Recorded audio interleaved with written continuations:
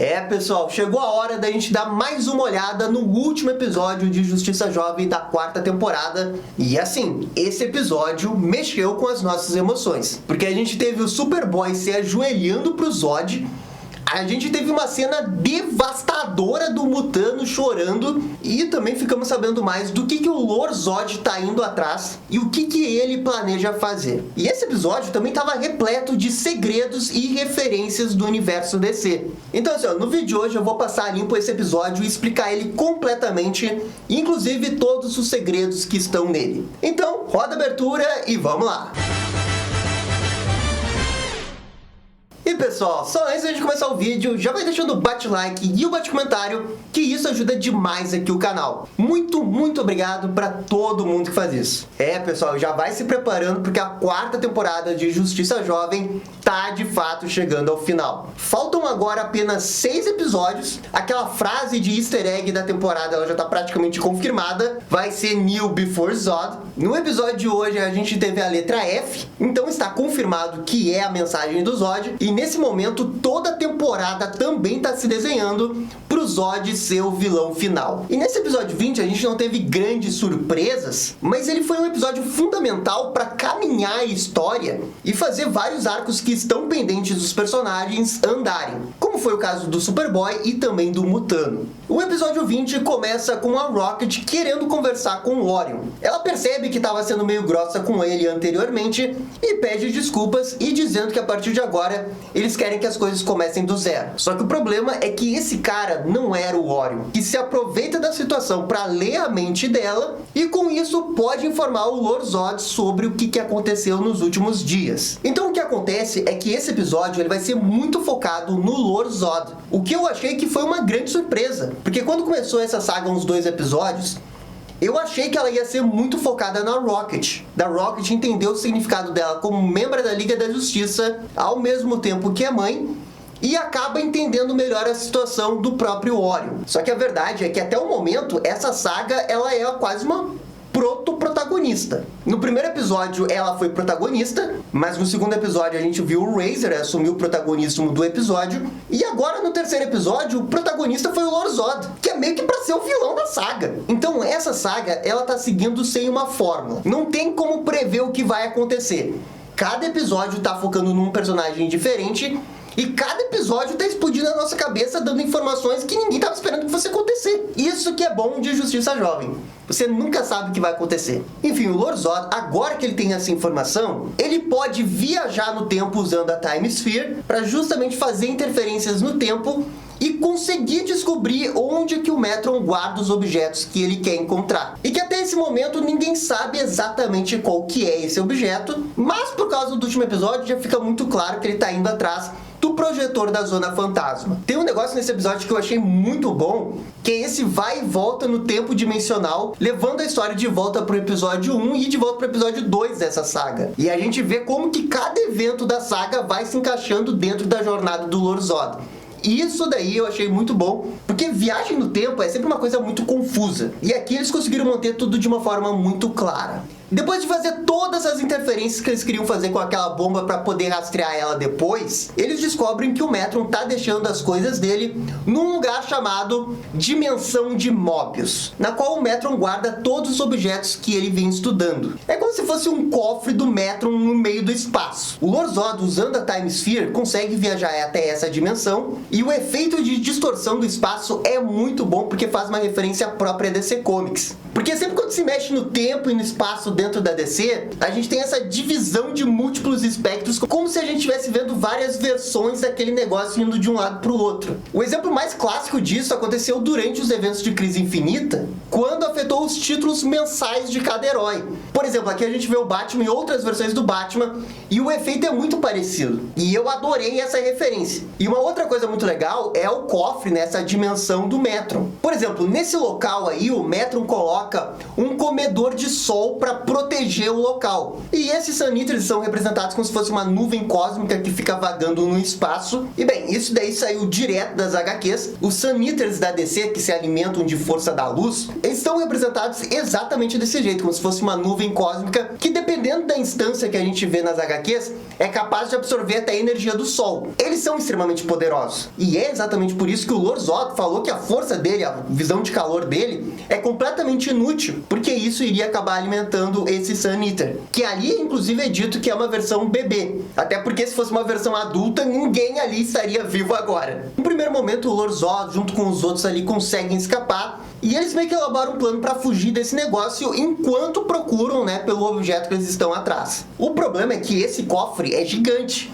Poderia levar anos até eles encontrarem. Mas é nesse momento que o Lord Zod tem uma ideia de ficar observando os movimentos do Metron quando ele chega ali. E é aqui que eu falei que tem uma boa ideia deles usarem um episódio anterior como ligação do porquê que o Metron visita a zona ali que ele tá. Porque como o Lord Zod tem uma esfera do tempo, não faz diferença. Ele pode estar no passado, ele pode estar no futuro, ele pode viajar no tempo. Então ele só fica esperando o Metron aparecer para atacar ele de surpresa. E isso, de fato, é um excelente plano, porque no primeiro momento dá certo. Ele não quer matar o Metron ali, mas quer fazer com que ele entregue o objeto que ele tá atrás. Porque ele acaba abrindo um cofre que tinha justamente uma kryptonita. E aí, meus amigos, o Lord Zod foi muito burro, né? Caiu no amadorismo desse daí. O Metron, percebendo que tá tudo resolvido, ele sai dali pra ir avisar os heróis da Liga da Justiça que estão em Nova Gênesis. O problema é que o Metron não esperava pelo protagonismo de um vilão que ninguém sabia o nome, que é o Mantis. O Mantis ali se levanta do nada, pega o corpo dos seus parceiros, joga de volta na cápsula do tempo e ele tem a brilhante ideia de voltar um dia no passado para poder verificar justamente essa área do cofre sem ter ninguém para incomodar ele. O Mantis é um gênio. E é justamente isso que ele faz e ele acaba encontrando o projetor da Zona Fantasma. Então, nesse momento, o Lord Zod tem o projetor da Zona Fantasma. E a gente sabe muito bem o que ele deve fazer com isso, né? Libertar a família dele, libertar o pai dele. E aí, meus amigos, é o Zod libertando todo mundo e depois indo até a Terra para se vingar da família El. E não vamos esquecer que tem o Superboy da Zona Fantasma. Qual que será que vai ser a reação do Lord Zod quando ele vê que o pai dele tá junto com o Superboy? Mas assim, ó, o Lord Zod também conseguiu uma outra coisa nesse episódio. Porque tem um momento que ele abre um cofre e ele vê um olho e não fica muito claro o que é esse olho. E bem, esse olho é o olho esmeralda de Ekron. E esse olho, ele seria mais ou menos o equivalente a um anel de Lanterna Verde. E o Lord Zod pega esse olho e ele guarda. Então esse é um negócio que ele deve usar mais pra frente da saga. E bem, essa é a parte do Lord Zod. Também teve a parte da Rocket com o Orion. Só que essa parte eu devo confessar que foi um pouco decepcionante, porque no primeiro momento a gente vê a reunião realmente acontecendo, a gente descobre que Nova Gênesis está interessada em dois heróis da Terra, porque eles possuem tecnologia de Nova Gênesis, e eles pedem que esses heróis vivam em Nova Gênesis. Só que o problema é que a Liga da Justiça não concorda com isso.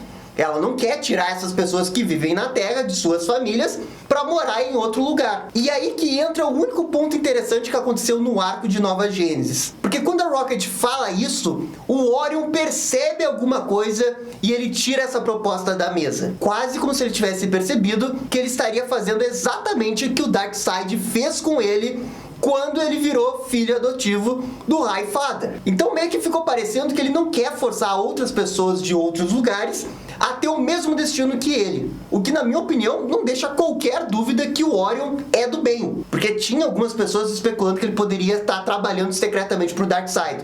Mas, na minha opinião, isso é impossível, não tem como. Contudo, não aconteceu mais nada realmente interessante nesse arco aí envolvendo as reuniões. Porque logo depois chegou o novo deus ali, o Urso, e a reunião foi por água abaixo, né? Ninguém mais falou sobre a reunião. E no máximo a gente teve uma cena legal com o Lanterna Verde e Tomar Rê, porque ele confirmou que ele era o Lanterna Verde do setor do planeta de Krypton. E que ele deveria ter cuidado de Krypton quando o planeta explodiu.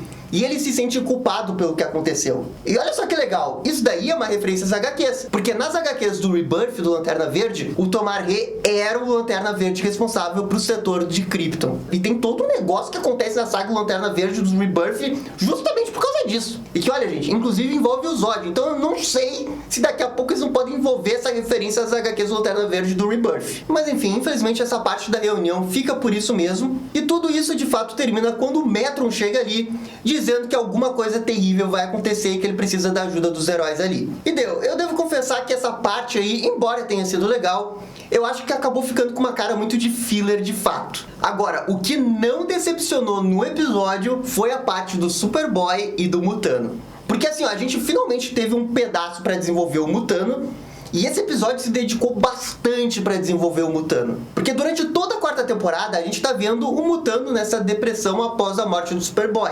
E a gente vê que cada vez mais ele tá mais e mais no fundo do poço, e nem os amigos conseguiram ajudar ele. E nesse momento tem uma coisa que eu achei genial do episódio, que ele acaba indo numa terapeuta profissional, que é a Dinah Lance, a Canário Negro, membro da Liga da Justiça. E o que a gente teve foi uma sequência de diálogos que eu simplesmente achei incrível do Mutano. Porque os problemas do Mutano, eles são muito fáceis da gente se relacionar com eles. Principalmente o jeito que ele trata os problemas dele. O Mutano, ele tá nessa fase de quero resolver tudo sozinho.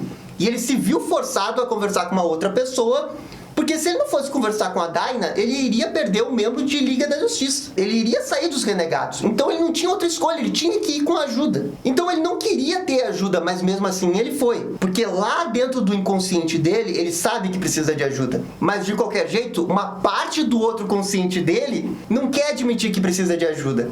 E o que acontece? Ele vai para a sessão de terapia com todos os escudos levantados. E ele chega ali de um jeito só para se livrar dessa consulta, para tentar alcançar logo o objetivo que ele quer, que era exatamente o que ele estava fazendo quando ele estava tomando esse remédio para dormir. Então ele estava tomando os mesmos maneirismos para repetir isso, só que agora ele não está conversando com qualquer um. Ele está conversando com uma super heroína profissional da área. E a Dinah nesse episódio foi perfeita, velho, perfeita. Porque o Mutano, quando ele chega, ele tenta desfazer a Dinah. Ah, tá tudo resolvido aqui, já superei isso aqui, não, já conversei com eles aqui, acho que eu mereço pedir desculpa, mas tô voltando pra equipe, pra deixar comigo. E a Dinah fica só assim, ó. Não, e o fulano de tal? Tá. Ela só faz o jogo do Mutano, e com isso faz o Mutano perceber praticamente sozinho onde que ele tá errando. Porque o Mutano que ele tá fazendo é projetar uma culpa que não existe. Ele acha que a morte do Superboy é culpa dele. E todas as outras mortes que ele vivenciou na vida dele são culpa dele também. Porque ele enxerga como super-herói que ele tem que fazer sempre o perfeito. E isso não é verdade. Super-heróis não são perfeitos. Isso é um dos lemas de Justiça Jovem. Eles erram, eles aprendem, eles evoluem. Isso é uma coisa que está desde a primeira temporada. Só que, claro, o Mutano aprendeu a lidar com isso, de superar uma perda, guardando tudo numa caixinha dentro da cabeça dele. Só que um dia, essa caixinha ia explodir. E explodiu quando o Superboy morreu. E a Dinah sabe disso.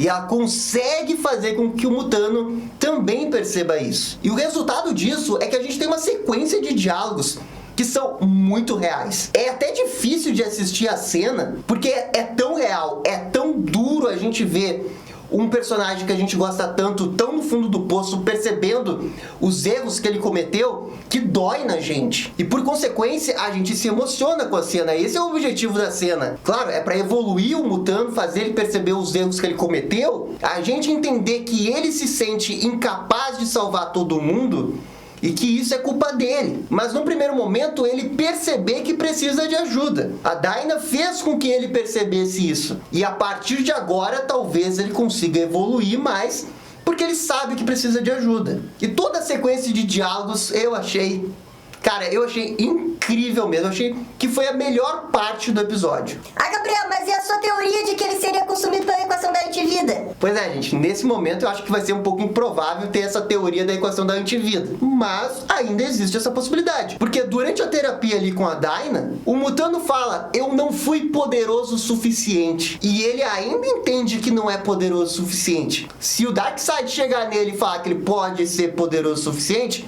ele pode talvez cair. Mas eu acho que nesse momento não é isso que vai acontecer. O normal a partir de agora é ele entender que tem um problema e ele pouco a pouco ir melhorando ao longo dos episódios, até no final da saga ter alguma coisa que envolve a Miss Martian, o Superboy e o Mutano, para eles resolverem tudo isso. Porque assim, ó, gente, também surgiu uma outra teoria. A teoria de que a Miss Martian tá grávida. Mas assim, essa teoria ainda não faz muito sentido. Talvez eles façam isso porque, de uma forma geral, essa temporada tem um tema de família muito forte. Eu não duvido que eles não queiram fazer com que uma marciana tenha um filho de um kryptoniano. Eu acho que isso é possível.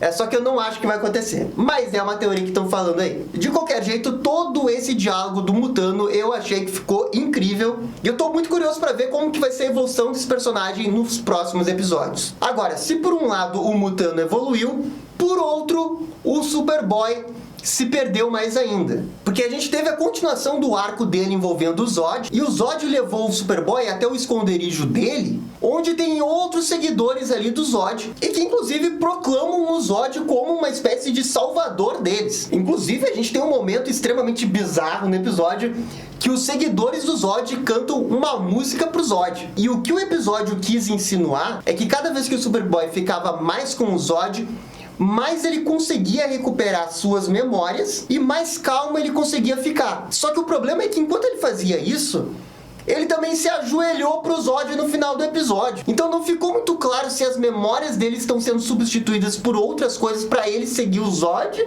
e ele tá sendo ludibriado pelo Zod, ou ele tá tentando enganar o Zod para dar uma cartada de Superboy lá na frente para poder enganar ele. Não sei, não faço ideia nesse momento. Mas o fato é que o episódio terminou com ele se ajoelhando pro Zod. Então, assim, é um momento chave da quarta temporada. O que vão fazer com o Superboy? Porque agora já tá muito evidente que, como eles têm um projetor da Zona Fantasma, eles vão tirar o Zod dali, e o próprio Superboy também pode acabar saindo dali também. E a outra dúvida que fica ainda é até onde essa temporada vai ir. Porque nesse momento tem muitas ameaças pendentes.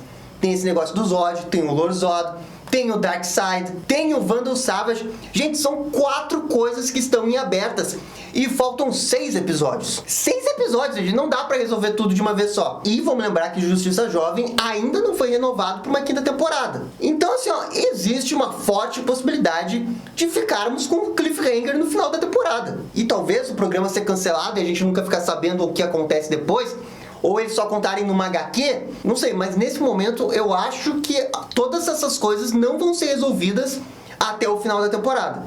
São muitas coisas em andamento. Porque assim, ó, numa forma geral, eu tô achando a 4ª temporada muito boa. Só que a gente tá encaminhando pro final da temporada e eles ainda não resolveram todos os dilemas que eles foram abrindo durante a temporada. E esse é o momento de resolver. Então, a partir do próximo episódio, eu já espero, assim, grandes eventos. E o meu maior desejo é que esse desenho seja renovado para uma 5ª temporada. Nesse momento, esse é um dos melhores conteúdos exclusivos que tem na HBO Max. A gente já tem o privilégio de ver dublado no mesmo dia que sai nos Estados Unidos. E eu espero, sinceramente, que essa série continue para uma 5ª temporada. No mínimo, para uma 5ª temporada. Porque são tantas coisas em andamento que não dá para encerrar de uma forma decente em 6 episódios. Eu espero, quero e peço humildemente para a Warner Bros. Continuar esse desenho para uma 5ª temporada. Ainda mais depois de uma 4ª temporada como essa. É o mínimo. Depois de fazer o negócio do Razor, depois do negócio do Vandal Savage, tem que ter continuação. Pelo Batman que ri, não cancele esse desenho. Não cancele. Mas enfim, gente, esse episódio foi bom. Teve alguns momentos que foram muito bons ali. E aqui, né, chegou a hora de dar nota. Eu acho que nota 7,5. Tivemos episódios melhores nessa temporada, mas esse episódio teve um momento muito bom com o Mutano, que acabou elevando o episódio para um patamar acima. Por isso, nota 7,5. Mas assim, gente, isso daqui é só a minha opinião. Eu tô muito curioso para saber a opinião de vocês. Por favor, comentem aqui embaixo. E no mais, gente, é isso daí. Muito obrigado e dá-lhe descer! E esse foi o vídeo do Justiça Jovem, episódio 20. E aí, gostaram? Não gostaram? Deixem suas opiniões nos comentários. E se curtiram o vídeo, deixe aquele joinha e inscreva-se no canal para ficar sabendo absolutamente tudo sobre Batman. Obrigado, gente, e até a próxima. Tchau, tchau.